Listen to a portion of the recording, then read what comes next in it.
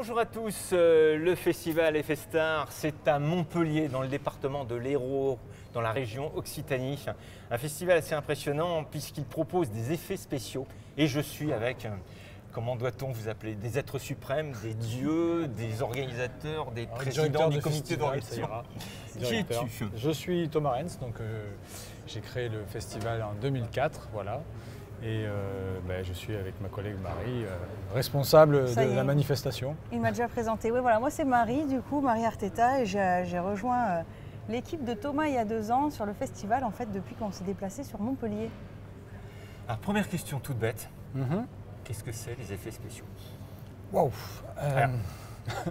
Au musée des Confluents à Lyon, il y a une exposition qui s'appelle Le cinéma inventé et il y a une grande partie sur Georges Méliès. Oui. Et ils disent c'est lui le premier inventeur, c'est-à-dire la Lune et la fusée qui rentre dans l'œil. Qu'est-ce que c'est? Alors, qu'est-ce que c'est aujourd'hui? Puis on reviendra sur l'évolution. Qu'est-ce que c'est? Les effets spéciaux, c'est simple. Maintenant, il y en a dans tous les films. Que ce soit les effets spéciaux qui sont faits sur le plateau, c'est-à-dire tout ce qui est explosion, maquillage, accessoires, décors, tout ça, le son. Et après, il y a qu'on appelle SFX. Qu'on appelle SFX. Donc ça, c'est la catégorie SFX. Et il y a aussi la catégorie VFX. Donc tout ce qui est numérique, tout ce qui se fait sur ordinateur comme là-bas et qui en fait est intégré dans les films. Voilà. En fait, c'est ce qui truque l'image. C'est la manière de truquer l'image pour apporter un visuel que l'on souhaite. Rendre l'irréel réel. Voilà, c'est ça, exactement. Créer des univers imaginaires. On se pose toujours la question de savoir, moi, avec mes yeux, est-ce que je suis capable de voir ce type de choses? Si vous voyez un gros film américain, genre Star Wars, là, vous les verrez forcément. Ouais. Puis il n'y a que ça. Et puis après, si vous voyez un film genre De rouillé d'os de Jacques Audiard, quand Marion Cotillard n'a pas de jambes, là, vous le voyez moins. Mais bon, il y a une chaussette verte et une jambe en moins. D'accord. Voilà. Mais il y a une notion de montage, il y a toute l'informatique qui se développe. Tout à fait. Oui, après, c'est... Il faut savoir, dans un film, énormément de choses sont truquées, en fait, même si le grand public n'y pense pas forcément. Le moindre maquillage, le moindre coup, le moindre bleu, la sueur, enfin, vraiment, tout est truqué dans un film. C'est ce qu'on appelle les effets normaux, après. C'est-à-dire, si vous devez déplacer un poteau électrique, mettre une maison, mettre un matte painting parce qu'il manque, je sais pas, une usine en arrière-plan. Un matte painting, du coup, c'est ce qu'on a en fond d'image. Ça va être le décor en fond d'image. Attention à vous. On se demande s'il y a encore du naturel qui se fait là-dedans, franchement. Ça, c'était un effet spécial, ça. C'était pas prévu. Ah oui, c'était prévu spécial. C'est vrai que les gros films américains, il y a énormément de scènes qui sont tournées uniquement sur fond vert. De toute façon, ça, on s'en rend compte dans les making-of et tout ça. Les mecs sont en costume, pendus par un fil, et puis ils font toutes les actions dans une boîte verte. Sur fond vert, soit intégré, soit un décor, même carrément, maintenant, c'est carrément l'armure. Le personnage a juste une tenue verte et on lui rajoute les pièces. Ouais. Iron Man, Robert Downey s'est baladé avec juste des épaulettes, quoi, par exemple. D'accord. Tout le reste, c'est un pyjama. D'accord. Donc ça veut dire que c'est après, quand même que... Tout à fait, c'est en post-production. Pourquoi Montpellier? Montpellier. En fait, quand on l'a créé en 2004, le festival... non, deux secondes. Oui. Il y a eu avant 2004, je crois. Tout à fait, oui. Lycéenne, collégienne, étudiante? Avant 2004 avant. Oulala. Et puis moi, je suis arrivée ici en 2015 sur le festival. Donc du coup, il s'en est passé des choses. Ouais, en 2004, j'étais encore lycéenne. D'accord.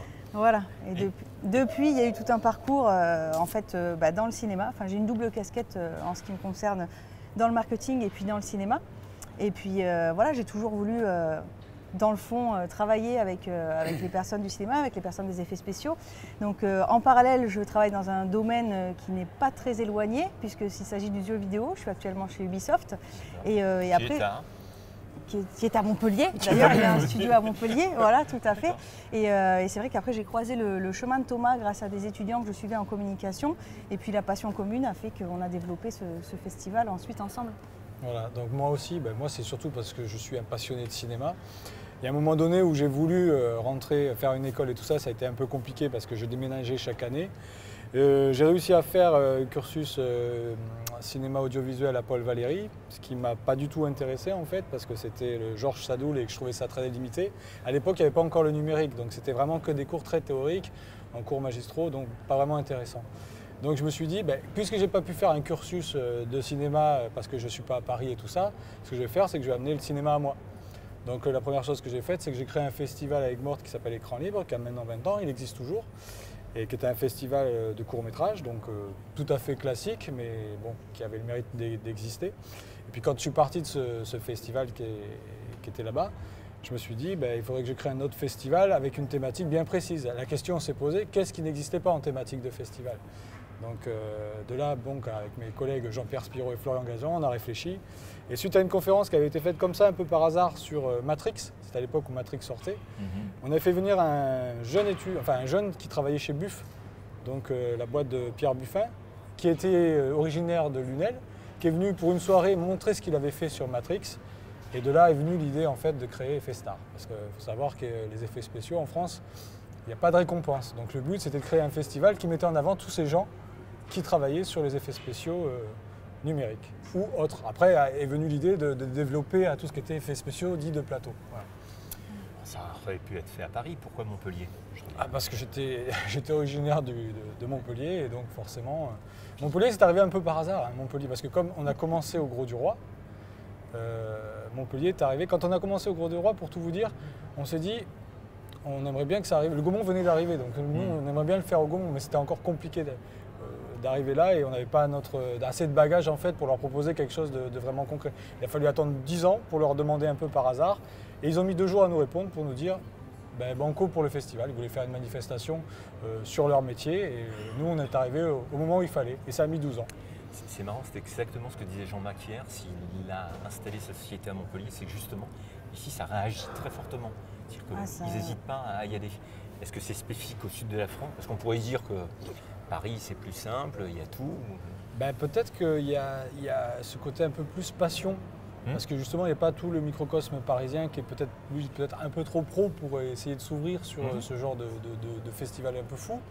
Et là il y avait l'envie, je pense, de plusieurs forces vives justement de se lancer dans l'aventure.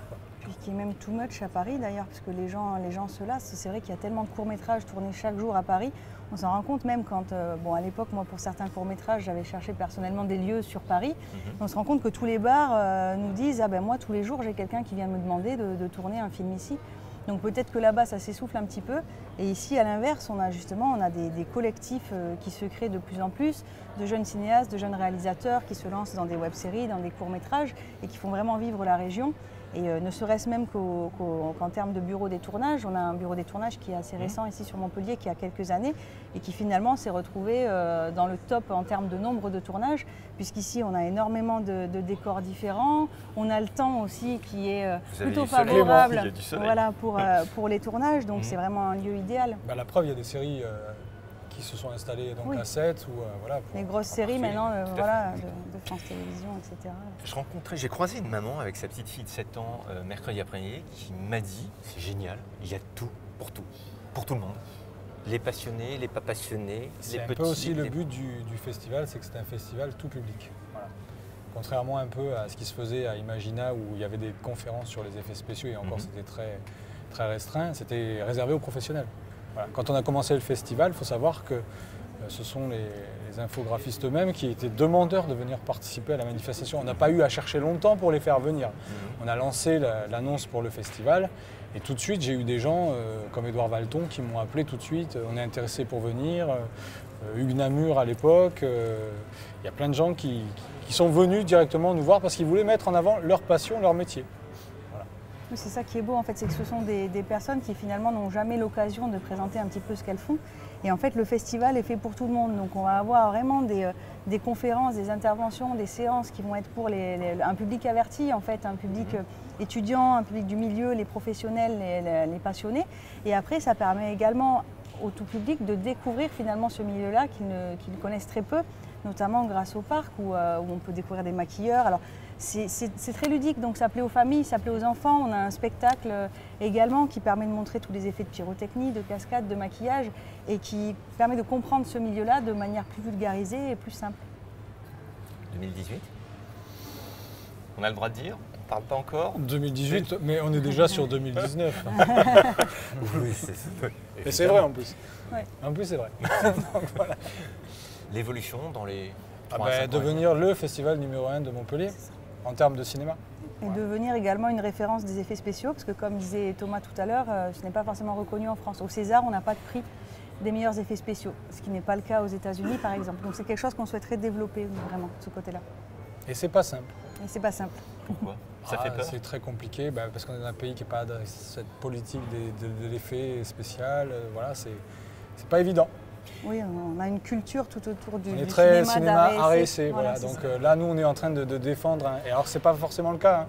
Un cinéma plutôt de genre, parce que forcément, il y a plus d'effets dans les films de genre. Tout à fait. Mais bon, il y en a dans tous les films, il y a des effets spéciaux. Mais après, faut se battre. Il y a des gens qui me disaient ça fait peur. Il y en a une autre qui m'a fait un comparatif avec le fait qu'en 2019, on va fêter les 50 ans du premier homme sur la Lune.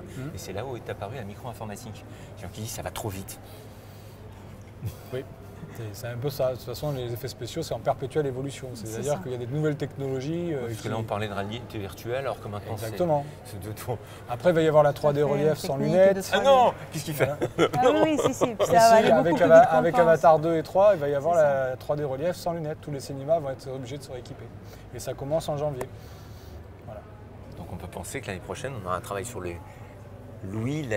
vue, pour justement Et différencier oui, tout ça. ben, là on essaye en fait, et on le voit aussi ici au Gaumont, c'est qu'ils essaient en fait d'impliquer au maximum le spectateur. Là, ils ont créé la salle 4DX où vous pouvez avoir justement être en mouvement en même temps que l'image, avoir quelques effets qui vous intègrent un peu plus dans l'histoire. Donc oui, le cinéma tend à aller vers ce genre de choses, même si ça reste quand même une image, un écran, et voilà. On n'est pas encore dimanche. Qu'est-ce qu'il faut que je fasse? Il faut que je vienne et que je dorme ici, que je sois là. Je pense que c'est une bonne Oui, c'est idée une de bonne venir chose. dormir ici parce Il y a qu'il de se la passe place tout pour le temps dormir. des choses, toute la journée. Est-ce qu'il faut qu'on ait... Je sais que pour les enfants, il y a E.T., je crois, qui est remasterisé. Oui, il qui y a passe E.T., dimanche. il y a Ghostbusters, il y a la famille Adams pour les enfants, c'est vraiment idéal. Et Il y puis a- après, Il y en a pour tous les goûts. Voilà, on en a pour tous les goûts. On a des films cultes comme Les Incorruptibles. Enfin, il faut vraiment pas hésiter à venir. Spartacus, Il y en a pour tout le monde. Oui. Spartacus aussi. Ouais. Bon. parce que même à l'époque de Kubrick, il y avait des effets spéciaux, donc forcément, c'est pas nouveau. Parfait. Que dire d'autre?